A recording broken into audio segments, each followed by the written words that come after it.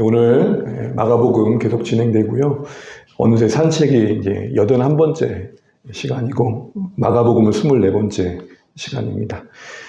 시간이 쌓여가는데 우리 말씀에 대한 이해와 사랑도 쌓여가면 좋겠습니다. 오늘 다룬 내용은 야이로의 죽은 딸을 살리신 사건입니다. 교회를 오래 다니신 분들은 모르는지 않는 사건인데 이 안에서 우리에게 원하신 바를 우리가 생각해 보면 좋겠습니다. 지난 시간 잠깐 복습해 보면 여러분 복음서의 핵심지는 뭡니까? 예수님은 누구신가? 그 예수님이 누구신가에 복음서의 답은 하나님 나라를 이루시는 왕이시다라고 말씀하십니다.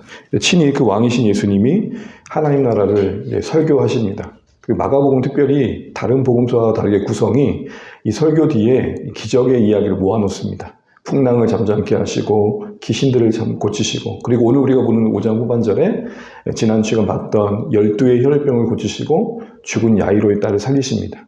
이 일련의 내용들이 기적이라는 이름으로 묶여서 하나님의 말씀이 말씀으로 끝나지 않고 우리의 삶의 실제적인 능력이 있는 걸 보여주는 거죠. 그러니까 이런 어떤 성경의 구조는 그 자체로 메시지가 됩니다. 말씀하고 비유하고 끝낸 게 아니라 그 뒤에 이어지는 그 말씀하신 분이 누구시냐, 이게 되게 중요한 거죠. 그러니까 예수님이 어떤 말씀을 하셨는지도 되게 중요하고 그 말씀을 하신 분이 예수님이 어떤 분이신지도 더 중요한 거죠. 그런 의미에서 복음서를 보게 되면 눈에 더 들어오는 것들이 많이 있으실 것 같습니다. 한 가지 더 볼 것은 특별히 이 사건에 12의 혈류병 걸린 여인 사건과 야이로의 딸이 살해한 사건이 긴밀하게 연결되어 있다는 겁니다. 요건 좀 상식으로 알게 계시면 성경을 이해할 때 도움이 될 것 같습니다. 긴밀하게 연결되어 있다는 것은 두 이야기가 공통점을 갖기도 하고 또는 다른 점을 가지면서 말하고자 하는 바를 더 풍성케 한다는 겁니다. 어떤 단어를 얘기할 때 반대어를 얘기하는 거는 그 반대어를 통해서 말하고자 하는 바를 더 의미 있게 하는 거잖아요. 그렇게 고치면 될 것 같습니다. 그래서 오늘 두 이야기는 믿음이란 큰 어떤 본질을 이야기하면서 각각의 인생의 이야기 속에서 믿음을 이야기하지만 특별히 지난주 봤던 것처럼 해당장은 존경받는 그 지위 자체가 높은 위치이고 혈육병 여인은 그 위치 자체가 상당히 소외된 위치입니다. 되게 대조되죠. 그런데 이들이 각각 그 인생 자리에서 믿음으로 그 어려움들을 극복해가는, 또 그 안에서 구원을 경험해가는, 치유와 생명을 경험하는 그런 일들이 나와 있습니다. 뭘 보여줄까요? 하늘 아래 어느 인생도 예수 없으면 안 된다는 겁니다. 적어도 우리가 신자라면 이 사실에 대한 어떤 뿌리 깊은 확신이 필요합니다. 이게 있으면 적어도 내 앞에 아무리 세상적으로 부러울 만한 것을 가지고 있어도 안타깝게도 그 안에 예수가 없다면 부러운 시선이 아니라 짠하게 봐야 됩니다. 국률의 시선을 봐야 되고 그래야 됩니다. 왜죠? 사실 우리가 아는 것처럼 이 땅이 전부가 아니기 때문입니다. 만약에요, 부활이 없고 영생이 없고 천국이 없고 이 땅이 전부라면 저와 여러분 되게 지금 어리석은 선택을 하고 계신 겁니다. 굳이 말하면 여기에 오실 필요도 없고 신자로 살 필요도 없는 것이죠. 오늘 지난주와는 다르게 이 양 끝을 가지고 있는 이야기를 살펴보겠습니다. 오늘 이야기 시작은 이렇습니다. 함께 읽어보죠. 예수께서 배를 타시고 다시 맞은편으로 건너가시니 큰 무리가 그에게 모이고는 이에 바닷가에 계시더니, 그냥 지나칠 수 있는 구절인데 이 5장이 연결되어 있고 4장부터 쭉 연결되어 있는 아까 구조 속에 보게 되면 좀 의미 깊습니다. 한마디로 예수님은 거의 꼬박 철야를 하신 겁니다. 보이십니까? 철야하신 게. 4장 35절부터 이야기가 시작되는데 그때 성경은 그렇게 기록합니다. 저물 때에. 그러니까 뭐 오후 해질 무렵에 예수님이 이제 건너편을 가자고 가신 거예요. 가는데 순탄하지 않았죠. 뭐가 있었죠? 풍랑이 있었어요. 여러분 풍랑과 씨름하다 보면 시간이 좀 걸렸겠죠? 도착해가지고 거라사 지방에 있는 그 귀신을 쫓는 일들에 또 많은 시간을 들입니다. 그 일을 하고 다시 돌아왔으니 여러분 어느 정도 시간이 꽤 흘렀겠죠. 근데 왔는데 사람들이 없으면 그나마 아직 밤인가 보다 싶은데 누가 떡하니 기다리고 있어요? 네, 큰 무리가 기다리고 있어요. 무슨 말이에요? 날이 샜다라는 거예요. 꼬박 철야를 하신 예수님의 모습을 우리가 보게 되면 참 쉴 틈 없이 섬기시는 모습을 보게 됩니다. 유독 마가복음에서는 예수님이 그렇게 묘사합니다. 관심 있게 보시면 특별히 마가복음 3장 20절에 보면 이런 표현이 나와요. 식사할 겨를도 신대원들이, 세형들이 항상 착각에 빠질 때가 있어요. 자기가 예수인 줄 알고. 그러면서 이렇게 레포트 시즌이 되면 다들 바쁘단 말이에요. 그리고 밥 안 먹어요 그러면 이런 표현을 써요. 짐이 식사할 겨를도 없는. 자기가 예수인 줄 알아요. 어떤 의미인지 아시겠죠? 그러니까 성경 구절을 가지고 이제 자기 이제 농담식으로 하는 건데, 그만큼 예수님이 분주하게 섬기셨다는 거예요. 이거를 성실로 보기보다는 부지런하셨다 이런 말이 아니라 놓치지 않길 원하셨다. 열심히 내서 부지런히 내서 어떤 결과를 얻는 게 아니라 그 시간을 놓치지 않겠다라는 그 시간의 이해 적분이, 누적이 그의 이런 모습을 만들어낸 거죠. 그런데 그때 큰 무리 앞에서 말씀을 하실 때 해당장인 야이로가 등장합니다. 그리고 보고 발 앞에 엎드려 간곡히 구합니다. 구한 내용이 뭐였습니까? 어린 딸이 죽게 되었으니까 손을 얹어 구원받게 해달라고 요청합니다. 여기까지 올 동안 해당장 야이로는 다른 것도 한 번도 안 가고 예수님께 곧장 왔을까요? 아니면 할 수 있는 거 다 하다가 끝에 왔을까요? 아마도 그가 가지고 있는 위치에서 할 수 있는 모든 노력을 했을 겁니다. 여러분 이렇게 보니까 12의 열림병 걸린 여인도 그랬죠. 많은 의사들에게, 용하다는 의사들에게 다 찾아갔는데 결국에는 그들은 치료를 준 게 아니라 뭘 더했어요? 괴로움만 더했죠. 비슷한 상황 속에서 해당장 야이로는 모두가 보는 앞에서 엎드려 간곡히 구합니다. 여러분 이게 이 해당장이 보인 믿음의 모습이었습니다. 근데 아까 말씀한 것처럼 이 해당장인 야이로의 요청을 그 피곤함 중에도 면면하지 않고 같이 가십니다. 얼마나 은혜가 됩니까? 우리의 삶의 필요에도 이렇게 관심 갖고 응답하시는 분임을 우리가 잊지 않아야겠습니다. 그런데 이게 얼마나 믿음의 행동인지 용기와 또 결혼하는 태도가 필요했는지를 그의 위치를 통해 생각해 보게 됩니다. 해당장이 갖고 있던 사회적 위치, 또 종교적인 입장에 고려해 볼 때 쉬운 선택은 분명 아니었던 거죠. 회당장은 회당에서 일어나는 어떤 모든 것들을 관리하고 예배를 인도해 갑니다. 주로 회당장에서 말씀을 가리키는 사람들은 바리새인들과 서기관들이었겠죠. 어떻게 보면 종교적인 입장이 예수님, 바리새인들과 서기관들은 회당장은 비슷한 위치에 있었던 겁니다. 바리새인과 서기관들은 예수님을 싫어했죠. 미워했습니다. 그런 의미에서 본다면 회당장의 지금 위치는 바리새인과 서기관들 볼 때 못마땅한 위치에 서 있는 거예요. 어떻게 보면 해당장은 그 네트워크 속에서 불이익을 지금 감수하고 예수님께 나오고 있는 거죠. 그 이면에는 딸을 살려야겠다는 애절한 사랑이 있었을 겁니다. 이런 점에서 우리가 믿음에 대한 생각을 다시 한번 해보게 되면 여인도 그랬지, 12의 혈기병 걸린 여인도 그랬지만 믿음이란 건 뭘까요?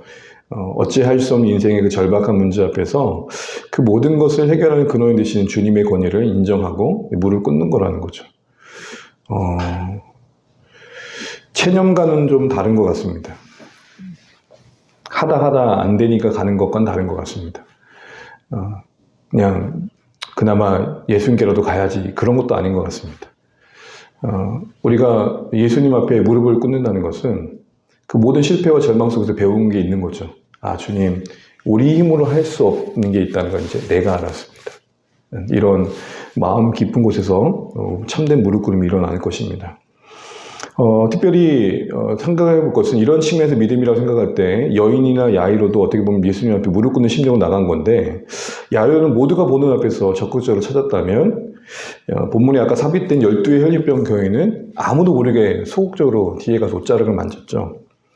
그런데 각각 동일하게 예수님의 동일한 구원의 은혜를 경험하게 됩니다. 이거 우리에게 뭘 보여줄까요? 믿음의 본질은 엎드림인데 그 엎드림 심정으로 나아가는 사람들의 모습은 다를 수 있다는 거죠.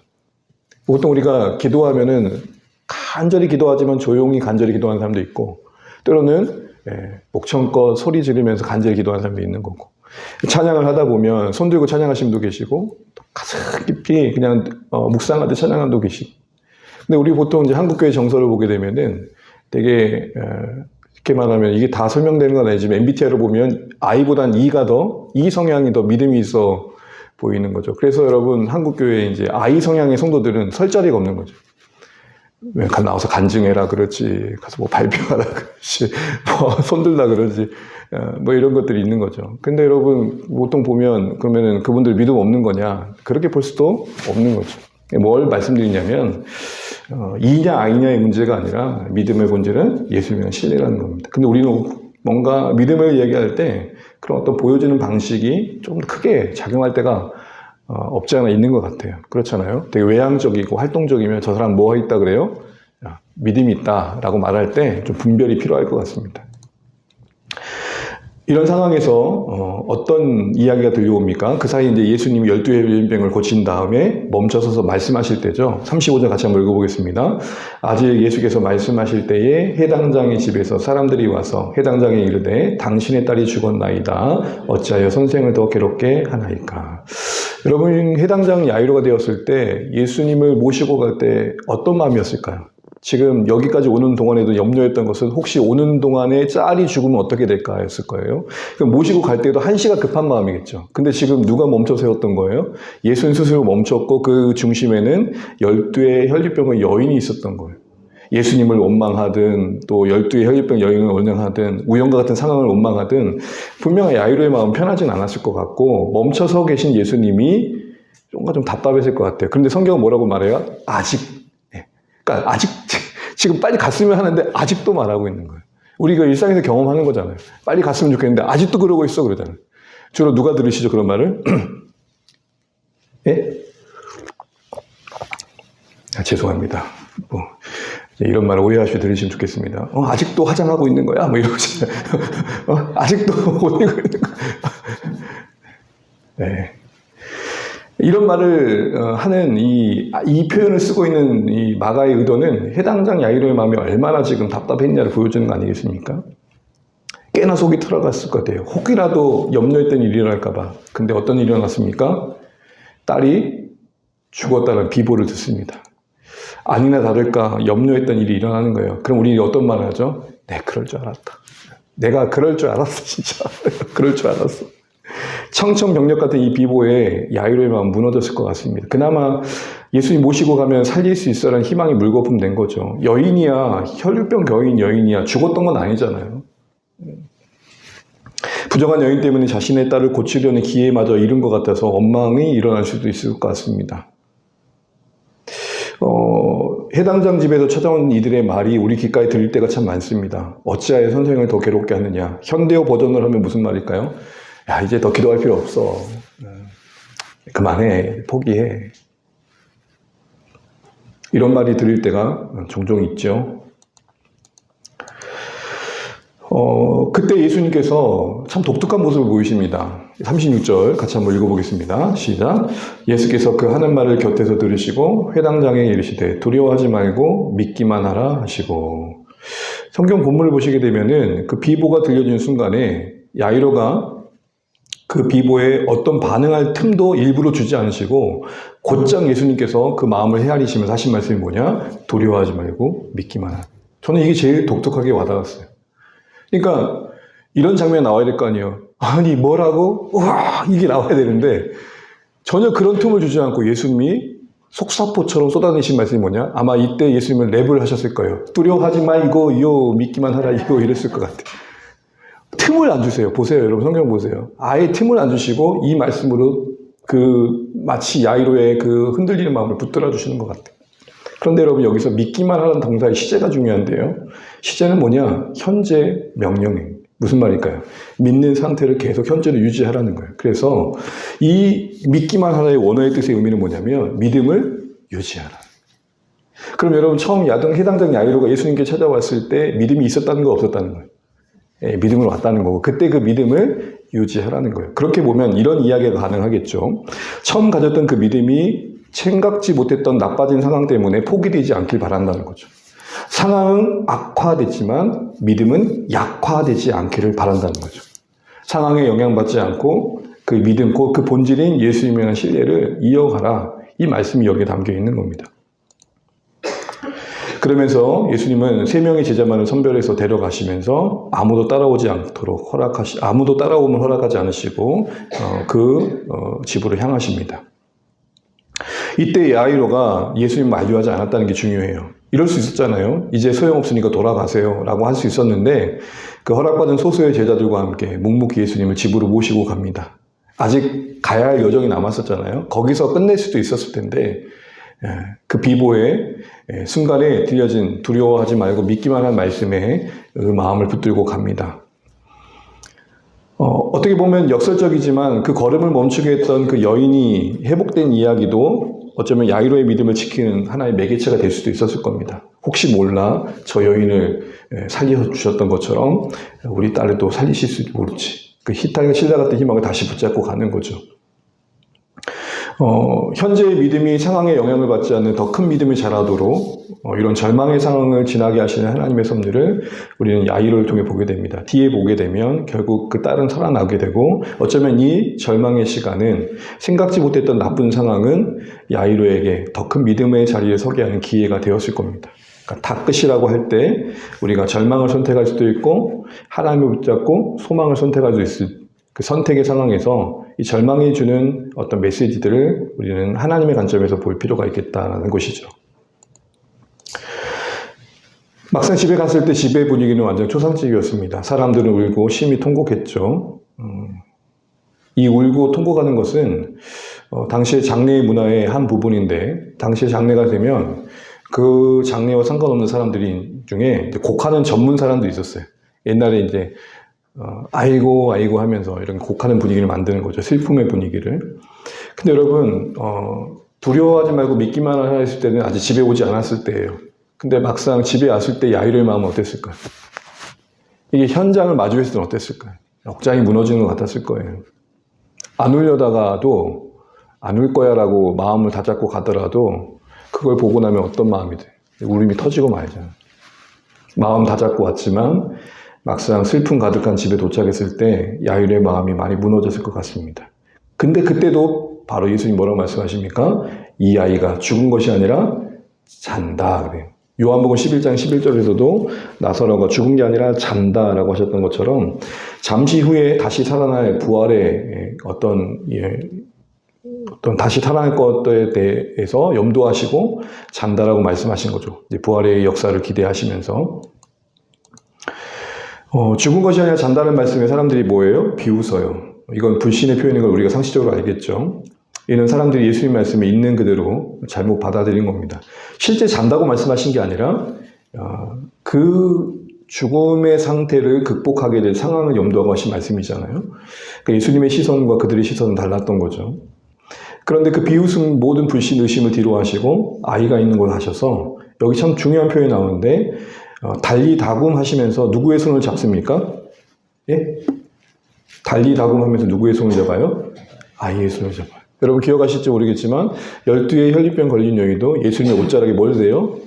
손을 대요. 이 마가복음의 이 사건은 이 접촉이 중요해요. 왜죠? 모든 부정한 것들이 닿으면 그 다음 모든 게 부정해져야 되는데 오직 예수님만 예외인 거예요. 모든 부정한 것들이 오히려 역으로 깨끗해진다는 거예요. 그러면서 하신 달리다굼의 말은 여러분 잘 아시는 것처럼 알아본데요. 이거를 여기 마가복음 번역하고 있어요. 다른 복음서와 다르게. 왜 그랬을까요? 마가복음의 독자 자체가 헬라어를 사용한 사람들이었고 그러니까 이렇게 번역을 해서 이해를 도왔던 겁니다. 그리고 그 뜻은 뭐냐면 소녀야 일어나라고만 알고 있지만 내가 너희에게 말하노니 소녀야 일어나라예요. 아까도 말씀드렸던 것처럼 소녀야 일어나라라는 말 앞에 내가 너희에게 말하노니가 붙어있다는 게 되게 중요합니다. 왜일까요?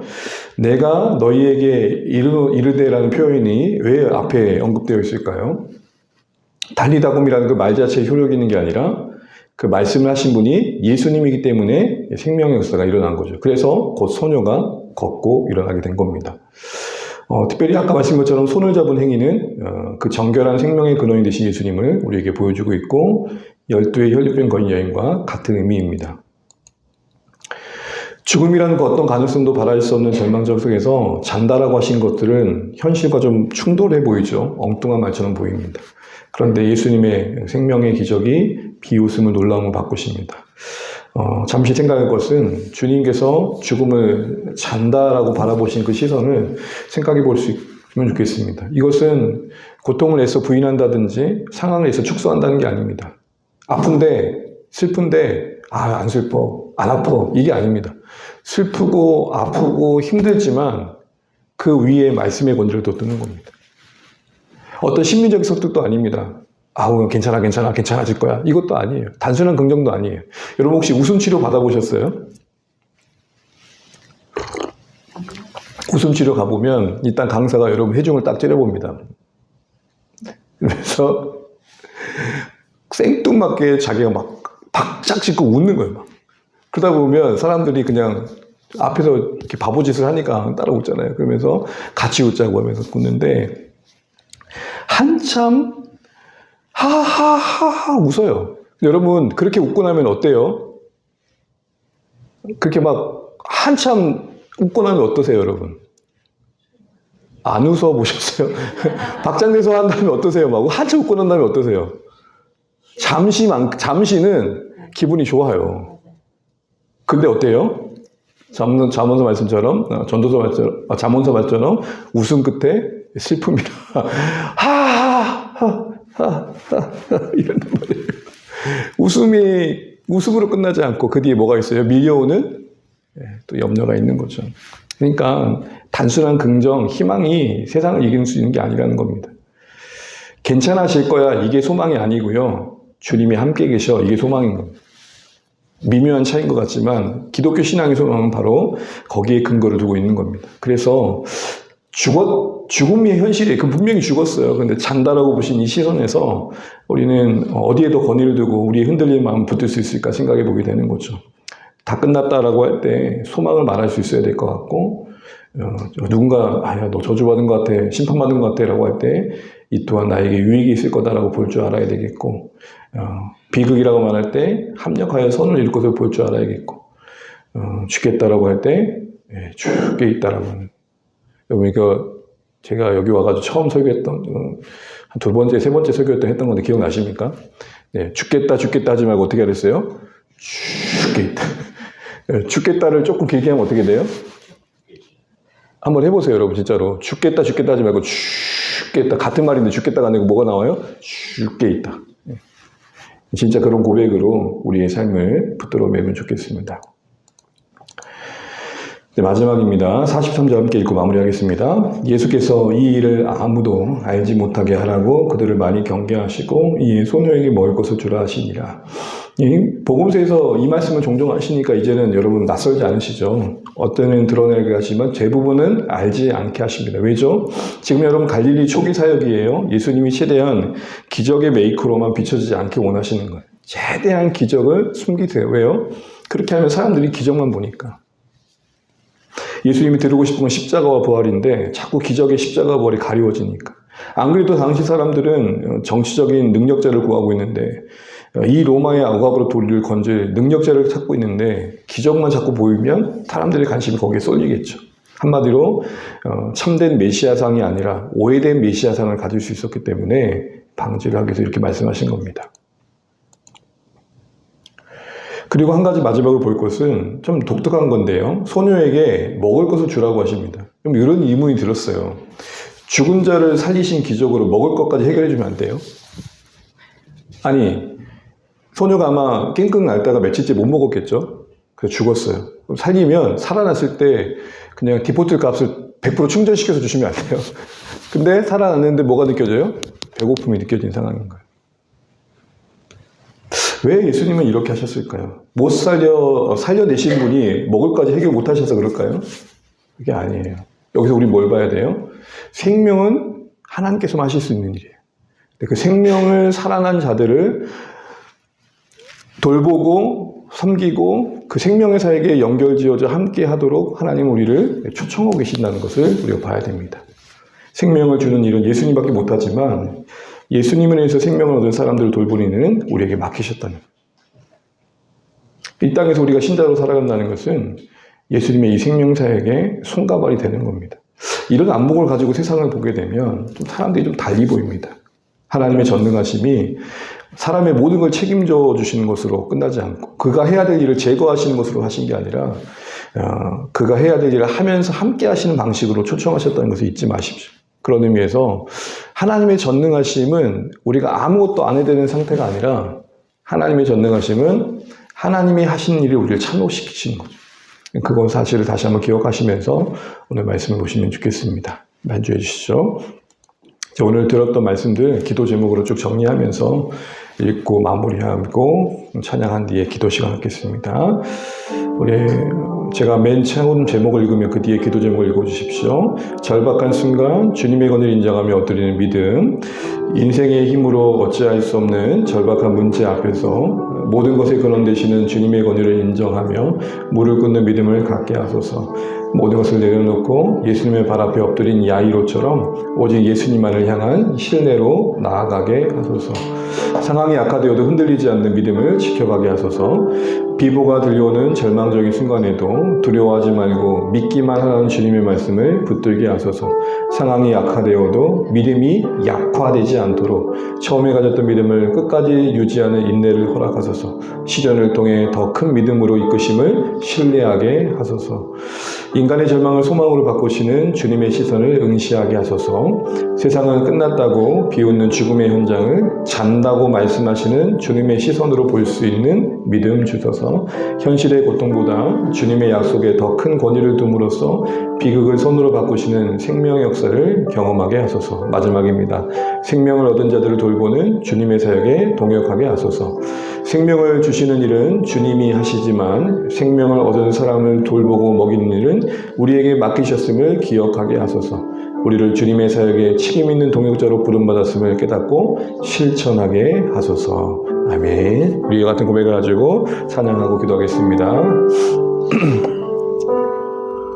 내게 허락하신 시련을 통해 나의 믿음 더욱 강하게 자라나고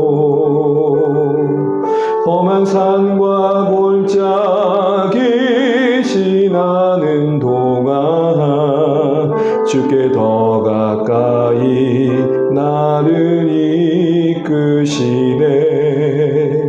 내가 겪는 시험이 어렵고 힘겨워도 내 주님보다 크지 않네.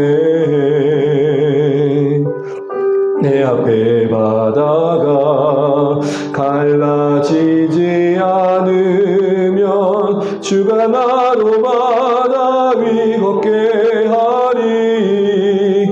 나는 믿네. 주의 능력으로 내 삶 새롭게 되리. 나는 믿네. 주의 능력으로 담대히 나가리라. 주와 함께 싸워 승리하리라. 날마다 믿음으로 나 살아가리. 처음부터 다시 한번 보겠습니다. 내게 허락하신 시련을 통해 나의 믿음 더욱 강하게 자라나고 험한 산과 골짜기 지나는 동안 주께 더 가까이 나를 이끄시네. 내가 겪는 시험이 어렵고 힘겨워도 내 주님보다 크지 않네. 내 앞에 바다가 갈라지지 않으면 주가 나로 바다 위 걷게 하리. 나는 믿네. 주의 능력으로 내 삶 새롭게 되리. 나는 믿네. 주의 능력으로 담대히 나가리라. 주와 함께 싸워 승리하리라. 날마다 믿음으로 나 살아가리.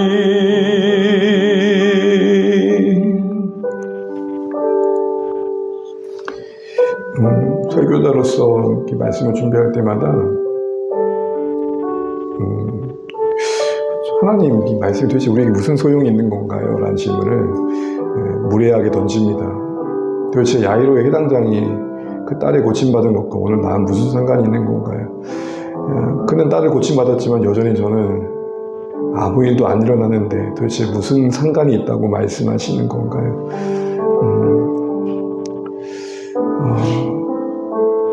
그 부분에서 참 설명되지 않은 많은 부분이 있지만 적어도 복음서가 우리에게 말하는 바는 우리에게 약속하신 그분이 누구이신지에 대한 끊임없는 선포입니다.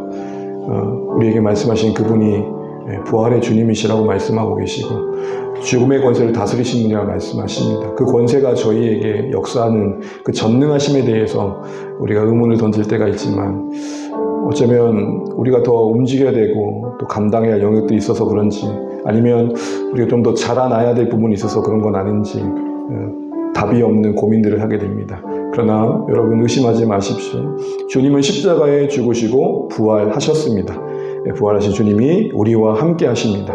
그 주님을 우리가 인격적으로 경험하고 삶의 모든 순간에 초청하고 그 주님과 동행하면서 우리가 자라가는 것, 그것 신앙의 여정인 줄 압니다. 오늘 주신 말씀이 그렇게 역사할 수 있도록 기도하시면 좋겠고 사랑하는 가족들, 이웃들, VIP들 또 여러분이 함께 또 하나님께 맡겨야 할 문제들 맡기시면 좋겠고 또 교회를 위해서도 기도해 주시면 좋겠습니다. 우리 남은 시간 각자 기도하시다가 또 함께 동행하시는 걸음 이어가시면 좋겠습니다. 기도하시겠습니다.